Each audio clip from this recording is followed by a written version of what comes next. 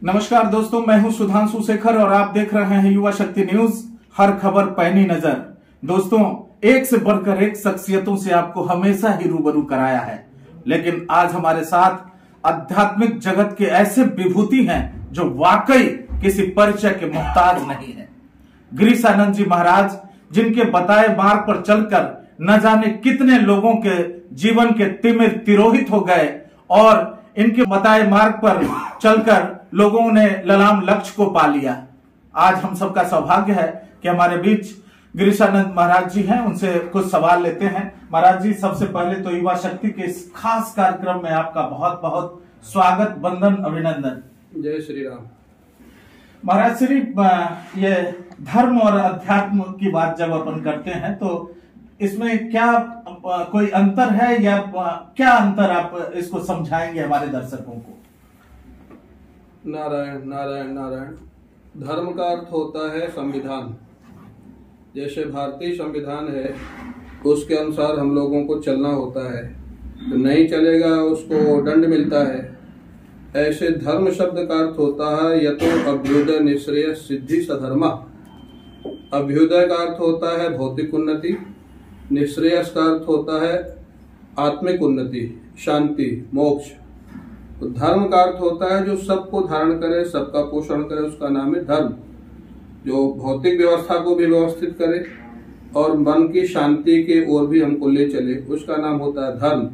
तो एक्चुअल जो धर्म है, मैं स्पष्ट रूप से कहना चाहूंगा, धर्म की सटीक सच्ची व्याख्या सनातन धर्म से ही मैच करती है, क्योंकि सनातन धर्म एक ऐसा धर्म है जिसका उद्घोष है सर्वे भवन्तु सुखिनः, सर्वे सन्तु निरामयाः, सर्वे भद्राणि पश्यन्तु, माँ कश्चित् दुख भाग भवेत्। मैं नहीं समझता हूँ विश्व में कोई ऐसा दूसरा धर्म है जो सभी के लिए शुभकामना करता है, सभी आनंदित हों, सभी निरोग हों, किसी को दुख न मिले। तो धर्म की एक्चुअल जो व्याख्या है, जो सबको धारण करे, सबका पोषण करे, आध्यात्मिक उन्नति करे, उसका नाम होता है धर्म। अगर हम लोग धर्म का पालन करते हुए चलेंगे, जैसे कोई भारतीय संविधान को फॉलो करे, तो उससे सारे लोग खुश होते हैं। प्रधानमंत्री खुश होंगे, राष्ट्रपति खुश होंगे, बहुत अच्छा करेगा तो उसको पुरस्कार भी मिलेगा। तो धर्म माने हमारा कर्तव्य। हम माता पिता के साथ कैसा व्यवहार करें, भाई के साथ कैसा व्यवहार करें, पति पत्नी के साथ कैसा व्यवहार करें, हमारा देश के प्रति क्या कर्तव्य है, समाज के प्रति क्या कर्तव्य है, इन कर्तव्यों को फॉलो करने का नाम है धर्म। और ये कर्तव्य जब हम फॉलो करते हैं तो हमारे जीवन में अंतःकरण की शुद्धि होती है। अंतःकरण जब शुद्ध होता है तो जब हम ध्यान करें तो हमारा ध्यान लग जाएगा, हम जप करें तो जप में एकाग्रता हो जाएगी। तो हमारे अंदर की जो शांति है, अंदर का जो सुख है, अंदर का जो रस है, वो जब जीवन में प्रकट हो जाए, उसका नाम है अध्यात्म। अध्यात्म शब्द का अर्थ होता है आत्मनि अधि इति अध्यात्मम। जहाँ पर आत्मचिंतन हो, आत्म मंथन हो, अपने जीवन का दर्शन हो, उसका नाम होता है अध्यात्म। तो धर्म है, समझ लीजिए, विधायिका। उसको अगर हम इम्प्लीमेंट करेंगे तो उससे हमारे जीवन में अध्यात्म की ओर बढ़ेंगे। अध्यात्म माने सुख शांति की ओर बढ़ना, आनंद की ओर बढ़ना, उसका नाम अध्यात्म है। महाराज श्री, जैसा कि आप सबको बता दूं कि महाराज श्री इन दिनों कोलकाता आए हुए हैं। महाराजा अग्रसेन धाम के तत्वावधान में यहाँ राम कथा और विशाल राम कथा का आयोजन किया गया है। महाराज श्री, तुलसी के राम और कबीर के राम, ये दोनों में क्या अंतर समझाएंगे? ऐसा है कि दोनों में अंतर तो नहीं है, राम तो सबके एक ही हैं। तुलसी के राम हो, कबीर के राम हो, व्याख्या का दृष्टिकोण थोड़ा अलग है। कबीर दास जी ने निर्गुण निराकार भगवान के स्वरूप का ज्यादा वर्णन किया है, ज्यादा उसका निष्पादन किया है, लोगों को समझाया है। कबीर दास जी कहते हैं कि अगर मंदिर में भगवान है तो बाकी पूजा स्थलों में कौन है? अगर हमारे राम सब जगह कण कण में विद्यमान है तो वहां दूसरा कैसे हो सकता है? ये कबीर दास जी का अपना कहना है। तुलसीदास जी महाराज का सिद्धांत है, श्री राम मैं सब जग जानी, करऊं प्रणाम जोर जुग पानी। तो भक्ति की जहाँ प्रधानता है वो तुलसी के राम है, और ज्ञान और वेदांत की जहाँ प्रधानता है वो कबीर के राम है। दोनों का दृष्टिकोण एक ही है। देश काल परिस्थिति के अनुसार महापुरुष भक्ति या ज्ञान को विशेषता देते हैं जिस समय समाज की जैसी जरूरत होती है। तुलसीदास जी ने भक्ति को प्रधानता देते हुए राम जी की व्याख्या किया है। निर्गुण निराकार है, वे दशरथ जी के पुत्र हैं, श्री राम वही हमारे आराध्य हैं, तो दोनों का एक ही है। महाराज श्री, आपने धर्म और अध्यात्म को इतनी अच्छे तरीके से आपने व्याख्यायित किया। आज कल जो सनातन धर्म के लोग हैं, चाहे अभी बांग्लादेश में जो इतने अत्याचार हिंदुओं पर हुए, या फिर रामलला स्थापित हो गए हैं उसके बाद भी जो सनातनियों को लड़ाई लड़नी पड़ रही है, चाहे वो ज्ञान वापी का मामला हो, कृष्ण भूमि जन्मभूमि का मामला हो, जो अभी पिछले दिनों आपने भी बनारस में इस मुद्दे को उठाया था, तो क्या है ये सारा चीज, ये जरा संक्षेप में बताएं। ऐसा है कि सनातन धर्म थोड़ा सहनशील धर्म है, बाकी धर्म थोड़ा उग्र, पंथ कहें धर्म कहें, थोड़ा उग्र उनका स्वरूप है। तो सनातन धर्म जहाँ तक जो राम जी का सिद्धांत है कि जहाँ तक शांति से काम चले वहाँ क्रांति की जरूरत नहीं करनी चाहिए, वायलेंस नहीं करना चाहिए। जब शांति के सारे रास्ते बंद हो जाएं और अपने धर्म और संस्कृति की रक्षा करने में असफलता हो रही हो, तब क्रांति का युद्ध का रास्ता अपनाना चाहिए। तो सनातनी जितने हिंदू हैं, इनको शुरू से सिखाया जाता है कि भाई शांति फैलाओ, शांति फैलाओ, सबकी सेवा करो।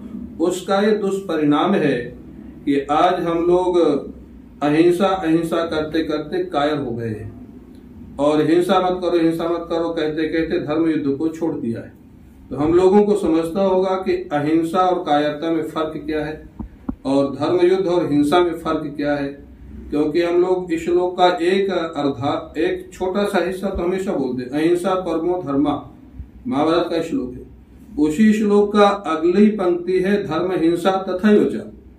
अहिंसा हमारा परम धर्म है, लेकिन अहिंसा से अगर हमें देश धर्म की रक्षा नहीं हो रही है, उसके लिए अगर हिंसा भी करना पड़े तो हिंसा भी धर्म के अंतर्गत है। तो वो धीरे धीरे वो जागृति हो रही है सनातनियों में, हिंदुओं में। और सनातनियों का स्वभाव है कि अन्याय नहीं करना है, लेकिन हमको अभी देखना पड़ेगा कि अपने तरफ से किसी को छेड़ना नहीं है, जो हमारे धर्म को छेड़े उसको छोड़ना नहीं। आपने महाभारत का उदाहरण दिया, लेकिन महाभारत में ही श्री कृष्ण ने गीता में ये कहा है कि अधिकार खोकर चुप रहना यह बड़ा दुष्कर्म है और न्यायार्थ अपने बंधु को भी दंड देना धर्म है। बिल्कुल ठीक कहा आपने। भगवान कृष्ण का यही है। भगवान ने तो अंत में स्वयं ही आदेश दिया अर्जुन को कि तुम युद्ध करो। अर्जुन तो युद्ध नहीं करना चाहता था। भगवान भी तो अगर एक दृष्टि देखा जाए तो हिंसा करो, और उसके बाद भी अर्जुन को क्या नरक जाना पड़ा? नहीं जाना पड़ा। अर्जुन ने इतने लोग मारा, तो अपने लिए व्यक्तिगत स्वार्थ के लिए जो हिंसा होती है वो पाप है। समाज की रक्षा के लिए, धर्म की रक्षा के लिए, संस्कृति की रक्षा के लिए अगर हिंसा करनी पड़े, कोई रास्ता न बचे, तो वो धर्म के अंतर्गत ही आता है। भगवान कृष्ण का उपदेश है, राम जी का उपदेश है, अपने ग्रंथों का उपदेश है, उसको पढ़ने पढ़ाने वाला, समझाने वाले की जरूरत है इस समय। बांग्लादेश में जो हिंदुओं पर अत्याचार हुआ, चूंकि आप जहां इस वक्त हैं कोलकाता में, बांग्लादेश सटा हुआ है, यहाँ भी हिंदुओं पर अत्याचार होते रहे हैं, तो क्या संदेश देंगे आप, क्या कहेंगे उन लोगों से? बांग्लादेश के हिंदुओं पर अत्याचार हो रहा है और ये हमारी भारतीय गवर्नमेंट भी उसमें एक्शन ले रही है। मैं समझता हूँ कानून का आधार जितना आवश्यक है वो ले रही है, लेकिन हम लोगों को मालूम नहीं है कि हम लोग तो चाहते हैं इससे ज्यादा एक्शन होना चाहिए, क्योंकि वहां पर बताते हैं लगभग 3 करोड़ हिंदू हैं और उनको पर जिस ढंग से अत्याचार हो रहा है, अत्याचार करने वाला भी दोषी होता है, अत्याचार देखने वाला भी दोषी होता है, तो उस पर एक्शन होना चाहिए। और हमारा तो सिद्धांत है कि भाई धर्म के लिए, राम के लिए जीना है, राम के लिए जाना है, इस सिद्धांत को अपनाना चाहिए। बिल्कुल। महाराज श्री, ये राम जन्मभूमि के बाद जो कृष्ण जन्मभूमि का मामला है, ज्ञान व्यापी वगैरह का मामला है, आपने कहा भी था कि ये हिंदुओं के पक्ष में ये फैसला आएगा, तो इसका क्या आप कहना चाहते हैं, इसका क्या उद्देश्य? ये तो आएगा हिंदुओं के पक्ष में, क्योंकि सारे प्रमाण है। अब वो थोड़ा विलम्ब हो रहा है, जैसे अयोध्या के लिए विलम्ब हुआ, क्योंकि जब सारे प्रमाण हमारे विद्यमान हैं, उन लोगों ने गलती तो यही किया है कि पूरा मंदिर नहीं तोड़ा, आधा तोड़ के अपमानित करने के लिए उसी के ऊपर उन्होंने अपना ढांचा बनाया है।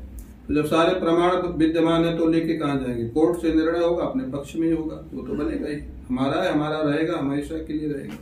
बिल्कुल। आज के युवाओं में देखा जा रहा है कि नए फैशन के दौर में या मोबाइल, व्हाट्सएप और ये सब में, तो चूंकि अध्यात्म की तरफ उनका झुकाव हो रहा है, लेकिन अभी क्या लगता है कि वो नाकाफी है, या फिर उनको क्या संदेश देंगे आप युवा शक्ति के माध्यम से? नहीं, और नाकाफी तो है और होना चाहिए, लेकिन युवाओं के साथ युवाओं के ढंग से थोड़ा हम लोगों को भी पेश आना होगा।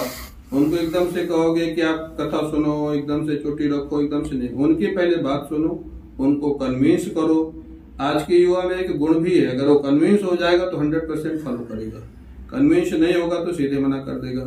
तो पेरेंट्स की भी ड्यूटी है कि उनको शुरू से संस्कार दें, धर्म गुरुओं की ड्यूटी है कि उनके हिसाब से उनको कन्विंस करें। जरूरत है और मुड़ने की, अभी भी मुड़ रहे हैं, जैसे इस्कॉन के माध्यम से, आर्ट ऑफ लिविंग के माध्यम से, बहुत सारी संस्थाएं हैं, इनके माध्यम से युवा शक्ति। अब यहाँ कलकत्ता में लगता है शायद कम होगा, लेकिन आप वृंदावन आ जाओ, ब्रज में आ जाओ, इतने युवा धक्का मुक्का खा करके बांकी बिहारी का दर्शन, ब्रज की परिक्रमा सब कर रहे हैं। ये क्या लगता है आपको कि ये देश में जो एक माहौल छिड़ा हुआ है और लोग, बहुत सारे लोग ये कह रहे हैं कि वो एक दबाव में काम कर रहे हैं, मेरा इशारा मुस्लिम के तरफ है कि वो हमेशा अपने आप को ये दिखाते हैं कि यहाँ उनकी दोहरी नागरिकता है, जबकि उनको सारे अधिकार मिले हुए हैं। तो क्या कहेंगे इस पर? आप भी जानते हैं, मैं भी जानता हूँ कि भारतवर्ष में रहने वाले मुस्लिम जितने सुरक्षित हैं और जितने सुखी हैं वो मुस्लिम देशों में भी नहीं है। आप चाहे पाकिस्तान देख लीजिए, अफगानिस्तान देख लीजिए, कोई भी मुस्लिम कंट्री देख लीजिए, यहाँ उनको सब तरह का सहयोग मिला हुआ है, बराबरी का हिस्सा मिला हुआ, क्या नहीं मिला हुआ। हिंदुस्तान में रह करके उनके लिए अलग से आयोग बना हुआ है, अल्पसंख्यक आयोग बना हुआ है, रिजर्वेशन के लिए मांग हो रही है, और कहीं कहीं कुछ गवर्नमेंटों ने दिया भी है, आपको भी पता है, मेरे को भी पता है। तो और यहाँ के मुसलमान जितने सुखी हैं, क्या आपको मालूम पाकिस्तान मुसलमान इतना सुखी है? नहीं, बाकी मुस्लिम कंट्री नहीं सुखी है। तो हमारी दृष्टि से तो उनको बहुत अच्छे ढंग से यहाँ रखा गया है। अब जिसकी मानसिकता ही है कि रहना यहाँ है, गाना दूसरे का, तो उसके लिए क्या किया जा सकता है? महाराज श्री, गौ हत्या पर इतने प्रयासों के बावजूद अभी तक पूर्ण पाबंदी नहीं लग सकी है, क्या कहेंगे इस पर, और क्या सरकार से आपकी मांग रहेगी? नहीं, सरकार तो इसमें काफी सक्रिय है, केंद्र सरकार और बाकी जितनी सरकारें हैं, तो उसका लेकिन जो विकल्प है एक्चुअली ठीक है। अभी जैसे हमारे बीएसएफ के कमांडेंट यहाँ बैठे, तो बहुत लोग हमसे परिचित हैं, बोलते हैं हम बॉर्डर पे छुड़ा लेते हैं, लेकिन हम उनको रखें कहाँ? बहुत सारी समस्या आती है कि उनको कहाँ रखा जाए, कहाँ व्यवस्था की जाए। बहुत हमारे मारवाड़ी समाज के लोग बहुत गौशालाएं चला रहे हैं, बहुत अच्छी चला रहे हैं, फिर भी अभी कमी है। तो जब तक गौ माता के गोमूत्र से, उनके दूध से, उनके गोबर से कमर्शियल दृष्टि से भी उनको अपने पैरों पर खड़ा नहीं किया जाएगा, तब तक थोड़ा एक कठिन है, असंभव तो नहीं है, कठिन है। क्योंकि जिन गाय की सेवा भगवान कृष्ण ने किया है, उन गाय की सेवा करना हम लोगों का धर्म है, अवश्य करना चाहिए। काफी प्रयास बढ़े हुए हैं, कलकत्ता में तो बहुत सारी गौशाला है, राजस्थान बहुत सारी गौशालाएं हैं, लेकिन बंगलौर में एक गौशाला चल रही है, हमारे परिचित हैं, वो लोग कहते हैं कि वो गौशाला सेल्फ डिपेंड है, वो गोमूत्र से, गोबर से, दूध से, घी से, अब उनको बाहर का डोनेशन नहीं भी मिला तो गौ सेवा आराम से चलती है। वो सारे टेक्निक हम लोगों को अपनाने पड़ेंगे, और गौ माता में सारे तत्व विद्यमान है। महाराज श्री, एक और सवाल की, ये जितने आध्यात्मिक गुरु और धर्म गुरु हैं, आपको क्या लगता है कि वो आपस में बटे हुए हैं, इसकी वजह से जो उनके अनुयायी हैं सही मार्गदर्शन का अभाव हो रहा है? थोड़ा बहुत तो है, वो तो आपको भी पता है, हमको भी पता है। अगर वो सब एक हो जाए तो किसी की हिम्मत ही नहीं। तो एक करने की क्या कवायद हो रही है? वो ईश्वर ही कर सकता है, कोई नहीं कर सकता। युवा शक्ति के माध्यम से आप देश के लोगों को, युवाओं को और पूरे देश को क्या संदेश देना चाहेंगे? युवाओं को हमारा संदेश है कि आप जिस आनंद के लिए पाश्चात्य कल्चर को अपना रहे हैं, पाश्चात्य लोग उसी आनंद को पाने के लिए पाश्चात्य कल्चर को छोड़ के हमारे भारतीय कल्चर को अपना रहे हैं, तो थोड़ा सोच विचार के आगे बढ़े। जीवन को वास्तविक सुख कहाँ है, आनंद कहाँ है, इसकी खोज करें, थोड़ा योगासन प्राणायाम करें, स्वस्थ रहें, मस्त रहें और अपने कल्चर का ध्यान रखें। ये है गिरीशानंद जी महाराज। इनका कहना है कि आप जितने भारतीय हैं वो भारतीय कल्चर को अपनाएं, यहाँ की संस्कृति को अपनाएं, स्वस्थ रहें, मस्त रहें। दोस्तों, दूसरे दिन किसी और शख्सियत से आपको रूबरू कराएंगे। आज दीजिए इजाजत, नमस्कार। अपने इलाके की खबरों को जानने के लिए युवा शक्ति चैनल को सब्सक्राइब करें।